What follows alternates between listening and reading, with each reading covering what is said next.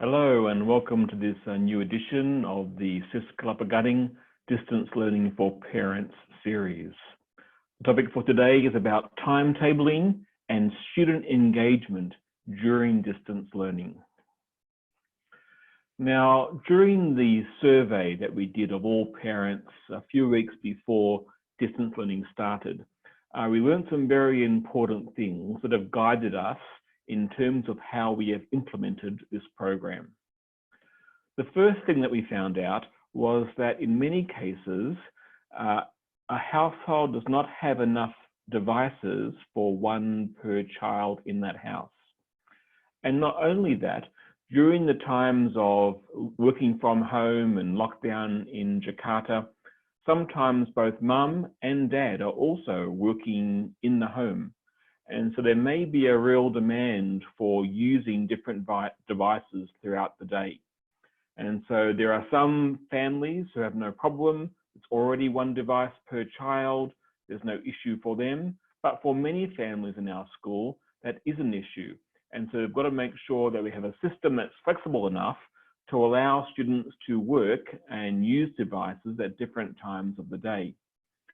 We also found out that in many cases, the bandwidth available is not always strong enough for multiple Zoom conference calls to happen at once.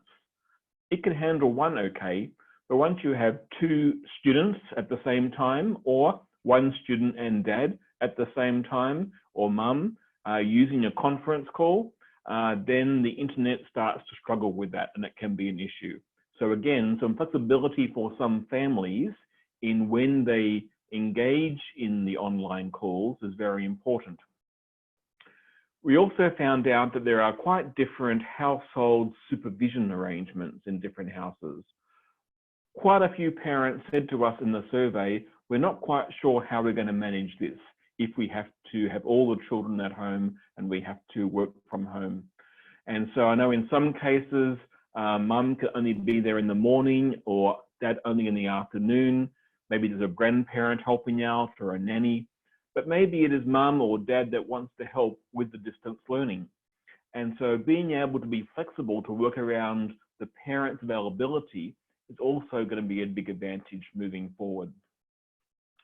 And I guess finally, we're also already aware in normal teaching and learning at school that different students work at different rates, at different paces.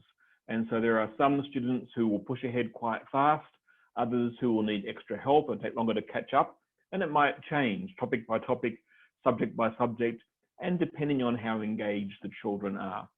And so we already allow for this to some extent during normal school, but this becomes exacerbated in online learning, because we now have different variables taking place. For how long does the child have internet access? For how long do they have the device? How well are they able to adapt to more independent learning? Those are all new variables that will impact how fast or slow some students learn.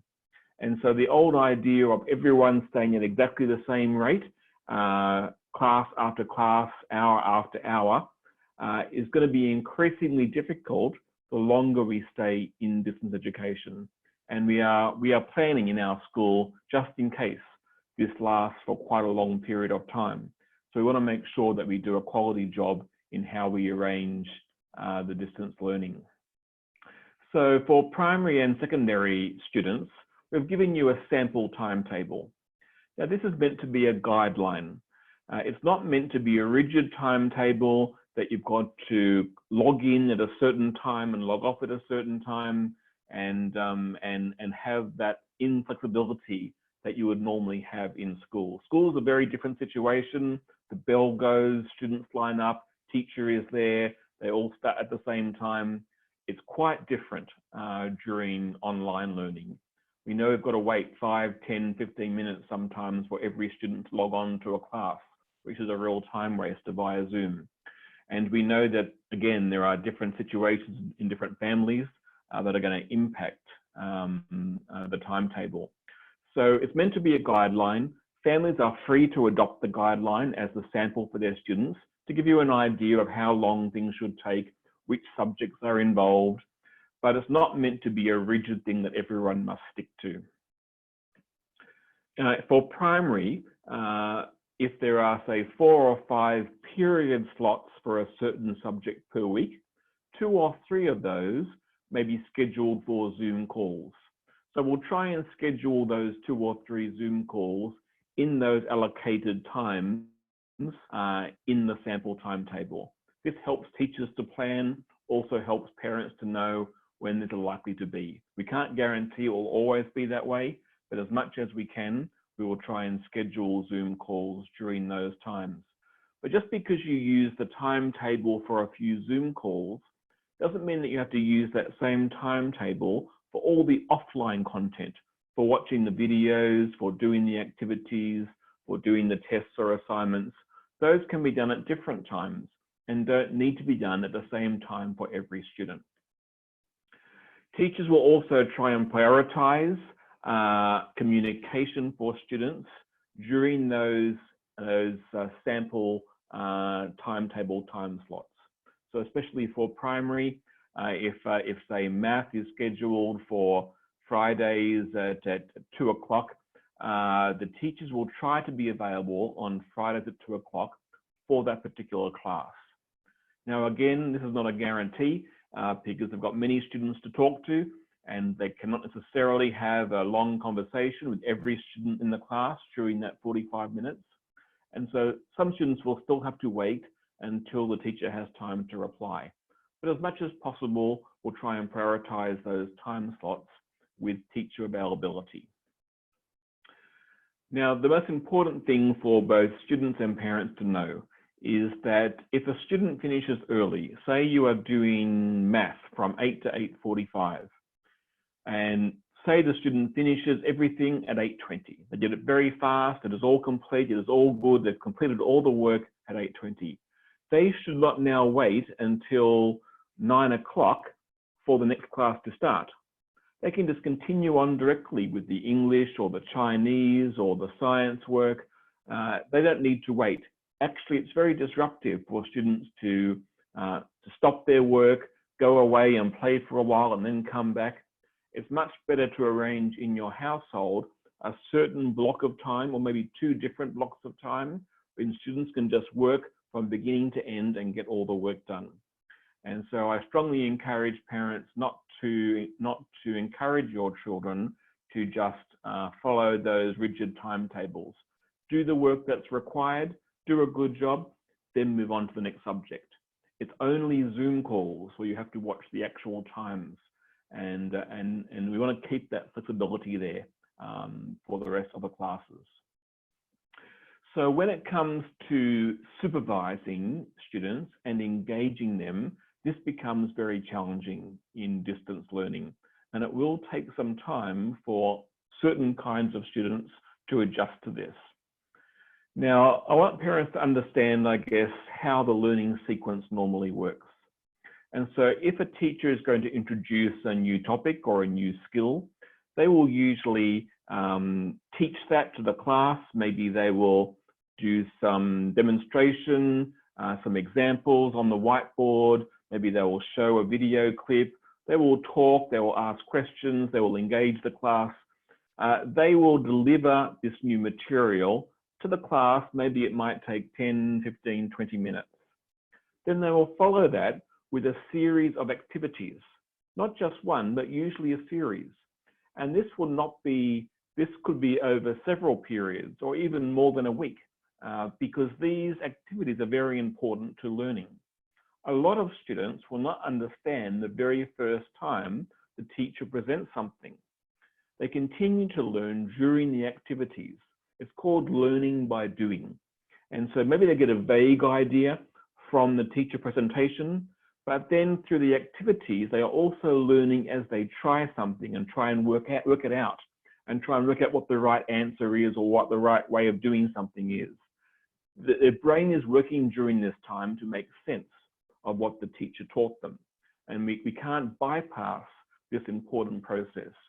And there will often be several different activities of different kinds that will take place. And teachers will also use this time to give variety, to make the day interesting. So maybe they do some group work for a while, then they do some maybe class work from the textbook, then maybe some kind of whole class activity all together, and we back to some special task or a competition.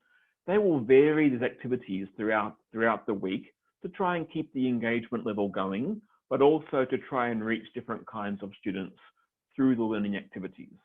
Then toward the end of this period of covering this particular unit of work, they will give some kind of assessment at the end to see in the end how many students understood fully different parts of what we tried to teach them.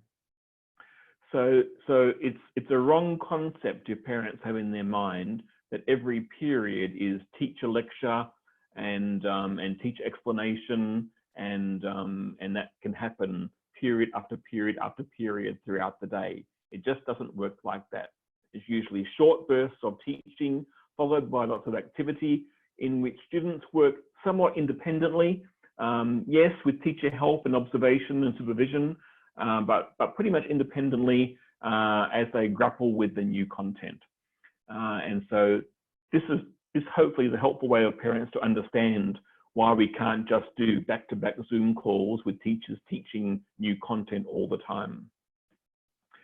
Now, during a Zoom conference call, parents need to understand what the teacher can see. So if there's 20 to 22, 24 students in a particular class, the teacher cannot see all those students on their screen at the same time. There could be 2 or 3 different screens they've got to flick between manually to see the whole class. So the teacher cannot see every child at the same time. And even if they could see every child at the same time, they cannot necessarily see what they're all doing in those small boxes on their screen, while they're also trying to explain an answer to a question or to remind students of something or explain something in a clearer way. It's a very different environment online to what you have in the classroom, where teachers have become finely tuned to picking up small things taking place all over the room. It's not quite that easy through a Zoom call. Also, parents need to understand that the teacher only sees what comes through the web camera on the student's computer. So the student may be there physically and we can see the student's face, but what's on the screen may not be the Zoom call. The student can very easily flick to Facebook or Instagram or TikTok or some other kind of a video game. And so we don't know what the student is actually doing on the screen. And so it's a misconception to believe that we can fully monitor what's happening for every single child throughout that time in the class. Now, distance learning requires a bit of a shift in emphasis. So even in normal learning during school, during normal classes, we have what's called both synchronous learning and asynchronous learning. So synchronous learning is live, real-time interaction between the student and the teacher. And so this is what takes place in the classroom when a teacher is doing a question and answer, asking questions, the student is asking questions, teacher is helping the students live, talking to the students live. That's synchronous real-time learning. It's synchronized between the teacher and the student. Asynchronous learning is what we do when we give an assignment or we give homework or even classwork to work on over a period of time. In this case, we give the students work to do, the students work at it by themselves at their own pace, then submit to the teacher then marks it and gives the feedback. So it's not necessarily in real time, it's asynchronous. Maybe the homework is issued on one day and it's marked 2 days later and the feedback is given the following day. So it's not always in real time. So both types of learning always exist, but in online learning, in distance learning, the weightage moves a little bit from synchronous to asynchronous for all the reasons I've talked about already. And so there's a little bit less synchronous. We still do it through those Zoom calls, but there's now a little bit more asynchronous compared to before, which is the students working on activities pretty much by themselves, then submitting the answers, teacher marks and gives feedback. So because of this change in emphasis, we also need to change the way we engage the students. Now, when the students are live in a classroom doing these synchronous activities, the teachers tend to manage the students based on the process, because they tell the students to sit down in their chair, stop talking, pay attention, stay focused, be on time. All these things are related to the process of learning. Teachers are trying to work out, is this student trying to learn or not? And they try to create a conducive environment in the classroom to manage learning. That can still take place a little bit via Zoom calls, but it cannot take place very well with asynchronous learning. When the teacher gives homework, the teacher cannot see how that student engages at home with their work, whether they take too long, or whether they're focused, or whether they do too little, whether they're concentrating, whether they're getting help. The teacher can't see all those different kinds of things. And that's the same for much of distance learning as well. And so when that takes place, the teacher has to rely on the outcomes. So the student is working in a way the teacher cannot see, and so the teacher cannot manage the process of learning, but the teacher can manage the outcomes of learning. So when the student reports back and gives their work to the teacher marks it, gives the feedback. The teacher then can see, was this student focused enough or not? Did the student concentrate? Has the student learned? And that's when the conversation takes place between the student and the teacher about, okay, how did you do this? Were you focused or not? You've got to do this in a different kind of way. Try this new approach. It becomes a conversation a little bit after the fact, sometime later, so that the student can learn to become more independent in their learning. And so engaging students now needs to become a little bit more about this focus on outcomes. Can the students produce the work to prove they learnt something or not? And that kind of implies they were engaged at least partly along the way. Now, how can parents help with this? Parents, of course, are not expected to teach the students. Teachers will teach, the teachers will assess, teachers will give feedback. But if the parents can be around, or if there can be a caregiver around, the parent or caregiver can help us a little bit with the process, with monitoring the process, so that they can see, is the child actually looking at the computer with the schoolwork on, or is there a game on? Is the student staying in the one place long enough? Are they being distracted by siblings? That kind of thing the school cannot see. And so if the parent or a caregiver can monitor that, especially if your child finds it very hard to concentrate and focus, that's going to help the child, and it's going to help the teacher in the end as well. I know it's challenging. There's not ideal circumstances. There's lots to be said for the kind of control that can take place in a normal school environment, but we have no choice right now. And so under those circumstances, if parents or caregivers can keep their eye on their kids, encouraging them to stay focused, and if they're not, have a conversation with them. You know, ask them, well, what's distracting you and how can we help you? Can we give you 2 hours of work and then 2 hours of fun? Or can we negotiate about when and how we do certain things? And so if parents can help handle their kids in that kind of way, that then frees the teacher to focus on doing a good job with the assessment and the feedback to make sure they're really actually learning behind the scenes. I hope this helps. Thank you very much for your time, parents. Have a good day.